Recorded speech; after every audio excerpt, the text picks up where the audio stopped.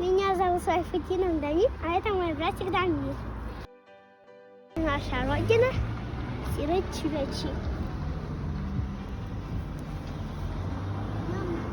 Чтобы узнать историю нашего села, мы пошли в краеведческий музей.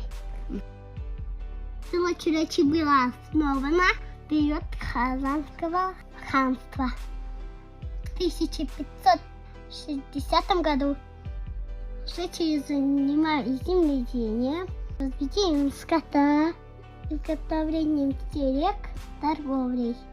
В начале 20 века в селе были церковь, школа, маслобойный завод, кожевенный завод, магазин, кузнецы. По четвергам работал базар. И ремесло было развито. И село славилось известными печниками. На сегодняшний день в селе Чурячи проживает около 4000 человек.